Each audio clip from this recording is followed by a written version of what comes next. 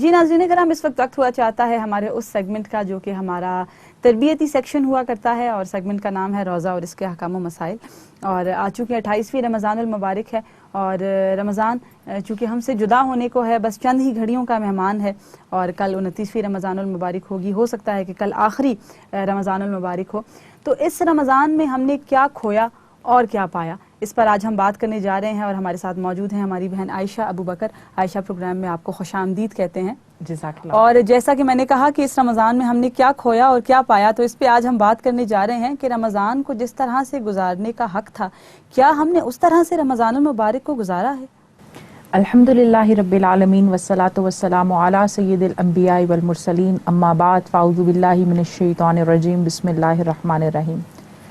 سلمہ، اللہ تعالیٰ کی عطا کردہ ہر ایک نعمت کا انسان سے حساب ہوگا روز قیامت، کہ اس نے اس نعمت کی قدر کی یا نہیں کی. وہ نعمتیں جو اپنے دامن میں رحمتیں لے کے آ رہی ہیں، ان نعمتوں میں ایک بہت بڑی نعمت ماہ رمضان ہے.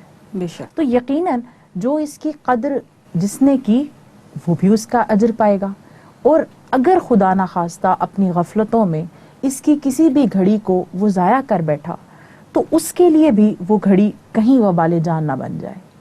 تو جیسے کہ ماہ رمضان کی ایک ایک ساتھ دیکھیں، پہلا عشرہ ہمارا گزرا، اللہ تعالیٰ کی رحمتیں ہم نے سمیٹی، اور بعض اوقات اپنی نادانیوں کی وجہ سے ہم نے کچھ لمحات ضائع بھی کر دیے. پھر دوسرا عشرہ آیا اور اللہ تعالیٰ کی مغفرت کے ہم خواستگار ہوئے، اور یقیناً اللہ کی رحمت سے امید ہے کہ اس نے ہماری مغفرت فرما دی ہوگی. پھر جہنم سے آزادی کا عشرہ آیا.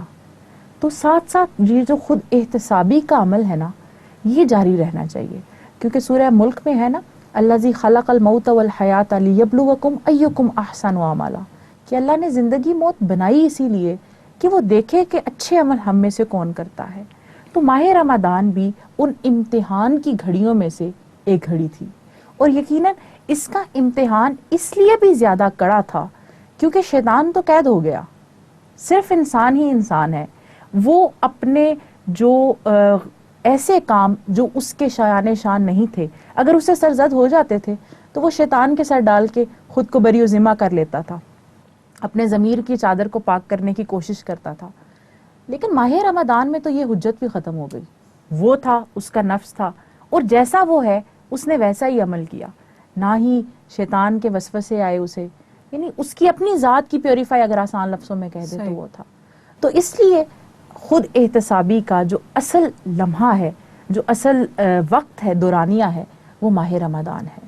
تو اس میں ہم اگر دیکھیں کہ ماہ رمضان میں ہم نے کیا کیا، کیسے گزارا، تو وہ ہے نا کہ پتہ سارا سردار نو کیتیاں دا پردے ایپا تے پائے نہیں بھلا ہوگی. تو ہر انسان کو پتہ ہے کہ اس نے ماہ رمضان میں کیا کی. ناظرین کرام، 28ویں رمضان المبارک کی آج کی نشست میں وقت ہوا چاہتا ہے مختصر سے وقفے کا. آپ سے ملاقات کرتے ہیں مختصر سے وقفے کے بعد. السلام علیکم ورحمۃ اللہ وبرکاتہ.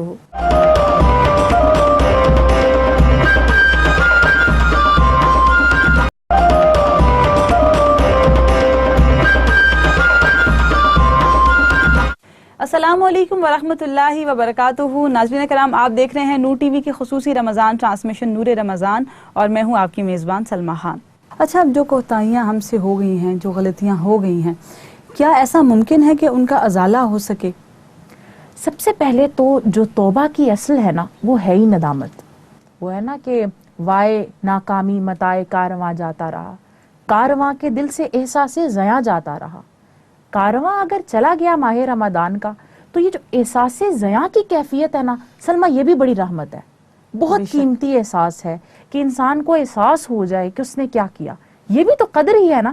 بالکل. اس کو احساس ہو رہا ہے کہ میں نے یہ کر سکتا تھا، میں نے یہ نہیں کیا، یہ مجھے کرنا چاہیے تھا، اس میں میرے سے کوتاہی ہو گئی. تو اللہ کی رحمت اگر ہم اس کو صرف ماہ رمضان کے ساتھ محدود کر دیں تو یہ بھی غلط ہے.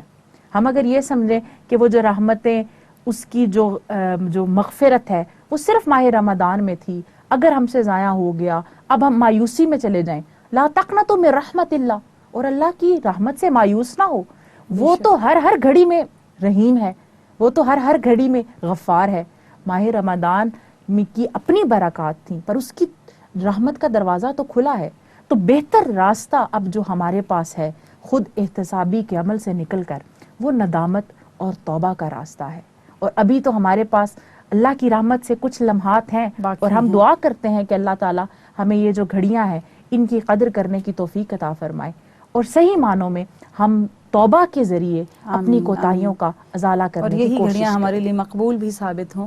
آمین. اچھا عائشہ، کیا وجوہات ہیں کہ رمضان المبارک میں طبیعت میں ایک عجیب سی گرانی پائی جاتی ہے اور اس طرح سے ہم عبادت نہیں کر پاتے جیسا کہ عبادت کرنے کا حق ہے رمضان المبارک میں خاص طور پر؟ یہ آپ نے نا سلمہ بڑا اچھا کوشچن کیا.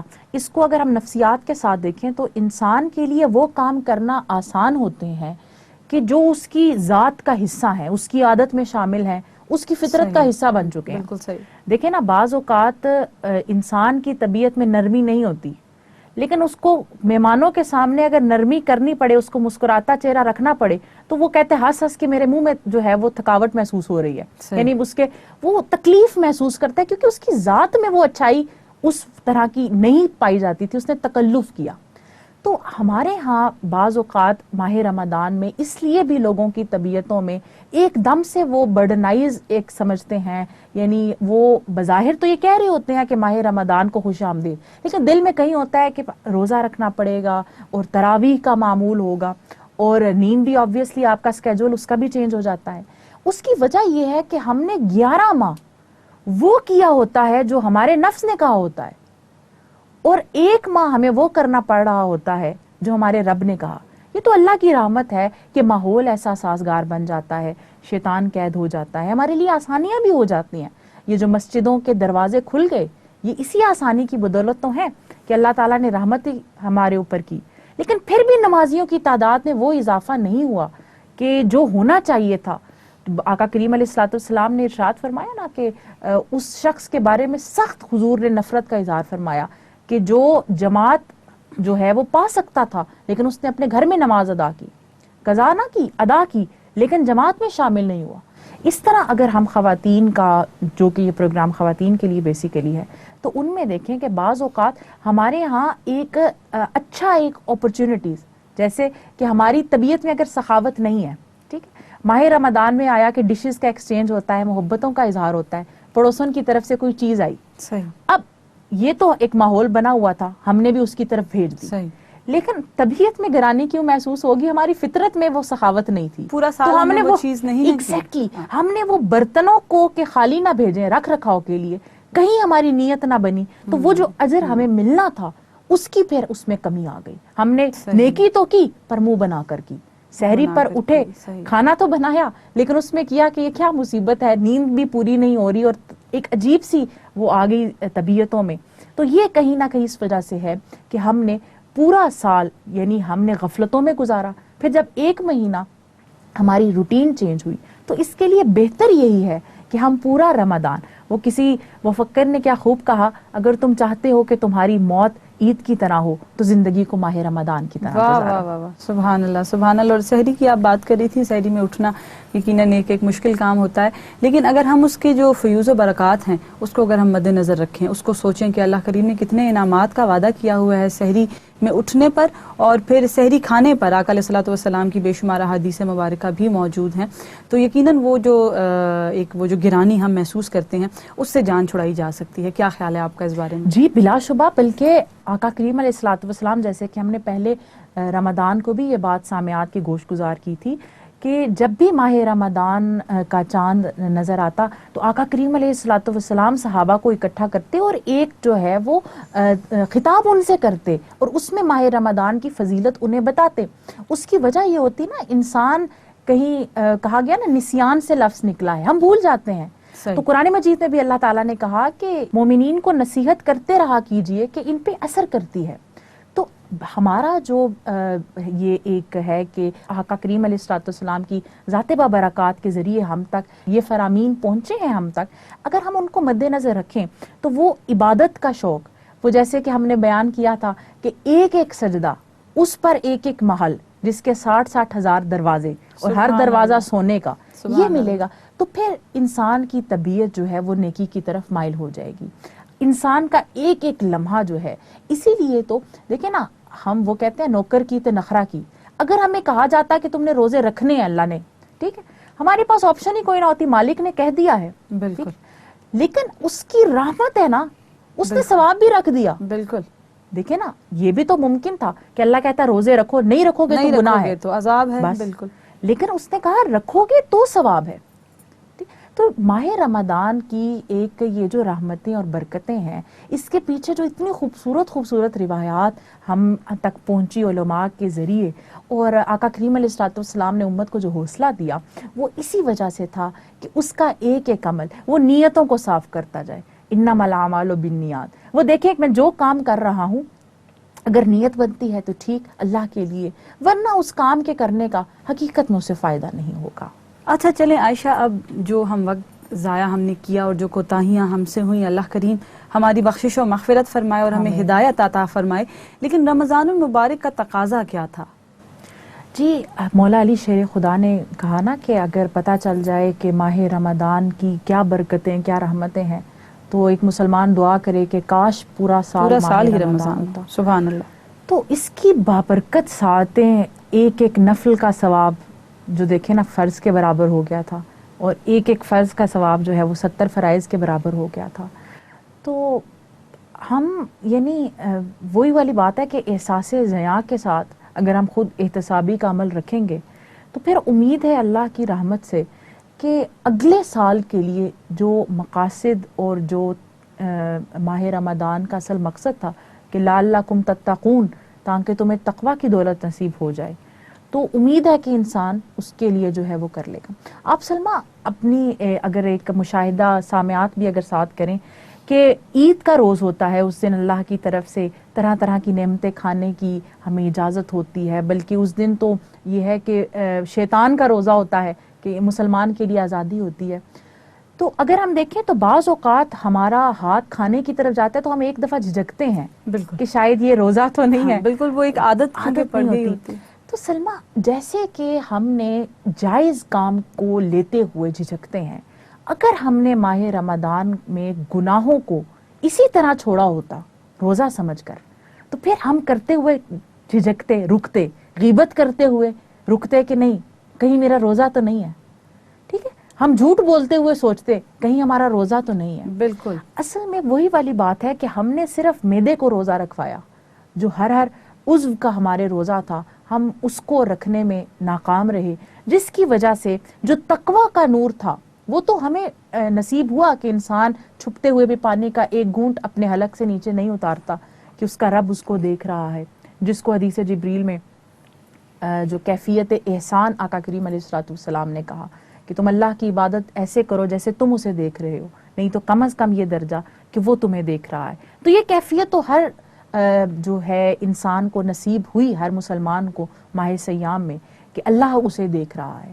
تو اگر وہ اس کیفیت کو صحیح طور پہ طاری رکھتا، نہ صرف کھانے پینے کے حوالے سے نہیں بلکہ تمام اعمال کے حساب سے وہ رکھتا، تو پھر اس کے بعد ماہ رمضان کے بعد اس کو تقوی کا ویسا نور نصیب ہوتا کہ پھر وہ جھجکتا کہ کہیں میرا روزہ نہ. اچھا، اسی کے ساتھ میں اپنا اگلا سوال لنک کرنا چاہتی ہوں کہ پورا سال جو ہے وہ ہمیں کیا ایسی حکمت عملی اپنانی چاہیے کہ جب رمضان المبارک آئے تو وہ آپ نے کہا نا کہ ہم عید کے روز جو ہے وہ کچھ کھاتے ہوئے جھجکتے ہیں اور ہمارے ذہن میں خیال آتا ہے کہ کہیں ہمارا روزہ تو نہیں، تو ایسے کیا اعمال کیے جائیں کہ جو رمضان المبارک میں کرتے ہوئے ہمیں عجیب نہ لگے کہ اچھا یہ ہم نے کیونکہ باقی دنوں میں نہیں کیا تھا اور اب یہ ایک نیا پن ہے رمضان المبارک میں. اس حوالے سے کیا رہنمائی فرمائیں گے؟ سلمہ وہی بات کہ آقا کریم علیہ السلام کی ایک ایک ادا ہمارے لیے مینارہ نور ہے.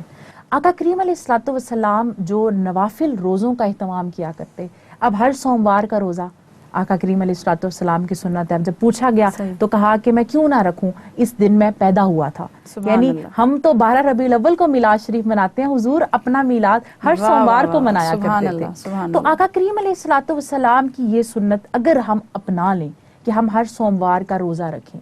اس کے علاوہ جو ایام بیض کے روزے ہیں اس میں اگر ہم دیکھیں کہ چاند کی 13، 14، 15 کا روزہ حضرت آدم علیہ السلام سے یہ سنت جاری ہوئی اور اس کی بڑی فضیلت آئی، اگر اس کو ہم اپنی عادت میں شامل کر لیں.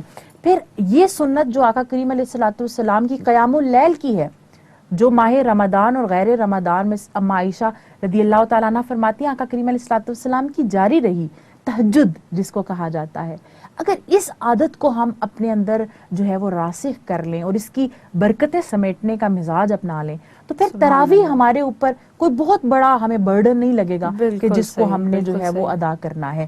تو اسی طرح اگر ہم سخاوت کا مزاج اپنی طبیعتوں میں شامل کر لیں تو ماہ رمضان پہ ہمارا نفس زیادہ بوجھ محسوس نہیں کرے گا سخاوت کرتے ہوئے۔ اگر ہم نفلی صدقہ جو ہے اس کی ترغیب پورا سال بناتے رہیں، وہ نہ صرف ہمارے آنے والی ہماری بلاؤں کو ہم سے ٹالے گی بلکہ ہماری نیکیوں میں اضافہ کرے گی، اور اس کے ساتھ ساتھ زکوٰۃ دینا ہمارے لیے آسان ہو جائے گی۔ تو الغرض جتنے بھی حقوق اللہ ہیں یا حقوق العباد ہیں، حتیٰ کہ حقوق النفس ہیں، اگر ہم ان کی ادائیگی احسن طریقے سے پورے سال کرتے رہیں گے تو ماہ رمضان میں ہمیں وہ احساس نہیں ہوگا کہ شاید ہم کوئی بہت بڑا کام یا بہت بڑا کارنامہ کر رہے ہیں۔ اچھا، رمضان چونکہ اب رخصت ہو رہا ہے عائشہ، تو ایک مومن کی جو قلبی کیفیات ہیں وہ کیا ہونی چاہیے؟ سلمہ، حضرت عمر فاروق رضی اللہ تعالیٰ عنہ کا نا ایک واقعہ یہ اس حوالے سے بڑا جو ہے وہ ہمارے لیے ہدایت کا باعث ہوگا کہ ایک دن کسی نے آپ کو دیکھا کہ عید کا دن تھا اور آپ رو رہے تھے، تو لوگوں نے کہا کہ حضرت عید کا دن ہے، آپ کیوں رو رہے ہیں؟ عید تو کہتے ہی مسرت کو ہے۔ تو حضرت عمر فاروق رضی اللہ تعالیٰ عنہ نے فرمایا کہ مجھے نہیں معلوم کہ ماہ رمضان میں کیے گئے میرے اعمال قبول ہوئے یا نہیں ہوئے، سبحان اللہ، تو اس لیے میں اللہ تعالیٰ کی خفیہ تدبیر پر آنسو بہا رہا ہوں کہ اللہ جانے میرا کیا معاملہ ہوگا۔ یہ خلیفہ دوم حضرت عمر فاروق رضی اللہ تعالیٰ عنہ کا قول ہے۔ سبحان تو ہماری قلبی کیفیت اگر تو ماہ رمضان کا ہم سمجھتے ہیں کہ کلی طور پہ حق تو ادا نہیں ہو سکتا، جو ہماری بساط ہے اس کے مطابق ہم نے اس کا حق ادا کرنے کی کوشش کی ہے، تو پھر تو اس کی قلبی کیفیت مومن کی یہ ہونی چاہیے کہ اتنی رحمتیں، اتنی برکتیں ماہ رمضان میں، نزول قرآن، اس کے ساتھ ہی پاکستان کا عطا کرنا اللہ تعالیٰ نے ہمیں دیا، اتنی نعمتیں ہمیں ملی، تو اگر اس کے ساتھ ہی اگر یہ کیفیت ہو تو خوشی کا اظہار بھی ساتھ ہونا چاہیے۔ لیکن یہی کیفیتیں ہم سے جو روٹ بھی رہی ہیں اس حوالے سے کہ وہ جو فرائض کا ثواب ہے وہ 70 سے کم ہو جائے گا غیر رمضان میں، تو یہ دکھ بھی مومن کا بڑا ہونا چاہیے۔ اور پھر ایک دکھ یہ بھی کہ نہ جانے آئندہ سال ہمیں رمضان المبارک نصیب بھی ہوتا ہے یا نہیں، ہماری زندگی ہمیں اتنی مہلت دیتی بھی ہے یا نہیں دیتی، ایک یہ نقطہ بھی ہے۔ جی بلا شبہ، اور دیکھیں کہ ماہ رمضان میں بہت سے لوگ ہم دیکھتے ہیں کہ پچھلے ماہ رمضان میں ہمارے ساتھ تھے، ہمارے عزیز و اقارب میں، لیکن وہ اس دفعہ ہمارے ساتھ نہیں ہے، اور اللہ جانے اگلی دفعہ ہم ہوں یا نہ ہوں۔ تو ماہ رمضان تو وہ برکتوں والا مہینہ ہے کہ اس کی آمد سے قبل ہی آقا کریم علیہ الصلوۃ والسلام دعا ارشاد فرماتے تھے کہ اللہ ہمیں خیریت سے ماہ رمضان تک پہنچا دینا۔ تو یہ دعا کرنا اور یہ تڑپ کہ یا اللہ پتہ نہیں ہمارا کیا ہمارے بارے میں تو نے معاملہ فرمایا ہے، تو یہ دونوں کیفیتیں اللہ وہ ہے نا، قل بفضل اللہ وبرحمتہ فبذلک فلیفرحوا هو خیر مما یجمعون، کہ جب بھی اللہ کا کوئی فضل، کوئی نعمت ملے تو اس پہ چاہیے کہ خوشی کریں، یہ ان کے مال کو جمع کرنے سے بہتر ہے۔ تو خوشی تو ہم نے کرنی ہے کہ اللہ کا فضل ہمیں ملا، اور اگر ہم نے روزے خیریت سے رکھ لیے تو بہت بڑا، سلمہ دیکھیں اللہ کی بہت بڑی رحمت ہے۔ بعض لوگ ایسے ہیں جن کو ایسی بیماریاں ہیں جو روزہ نہیں رکھ سکتے، جیسے ڈائبٹک ہو گئے، کچھ کڈنی کے ایسے پیشنٹس ہوتے ہیں جن کو جو ہے وہ ڈاکٹر ہی منع کر دیتا ہے۔ بالکل صحیح۔ ان تمام معاملات میں اگر نماز اور تراویح پڑھ لی، زیادہ نوافل نہیں پڑھے، تو یہ کیا کم ہے کہ کم از کم گناہ کے کاموں سے بچے رہے۔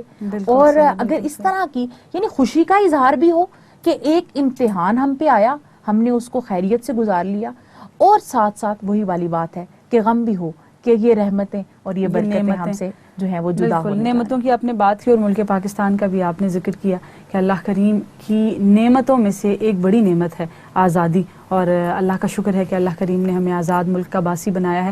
مسلمان تو ساری دنیا میں موجود ہیں، لیکن بہت ساری جگہوں پر ایسا بھی ہے کہ مسلمان آزاد نہیں ہیں۔ جتنی آزادی سے ہم اللہ کریم کی عبادات بجا لاتے ہیں، اور جس طرح سے ہم اپنے جو ہمارے اسلامی تہوار ہے، رمضان المبارک ہے یا عید میلاد النبی ہے، اس طرح سے ان لوگوں کو یہ تہوار منانے کا موقع نصیب نہیں ہوتا۔ جی کچھ چیزیں ایسی ہیں جو ایمان میں شامل ہیں، اور وطن کی محبت کو آقا کریم علیہ الصلوۃ والسلام نے ارشاد فرمایا کہ یہ بھی ایمان کا حصہ ہے۔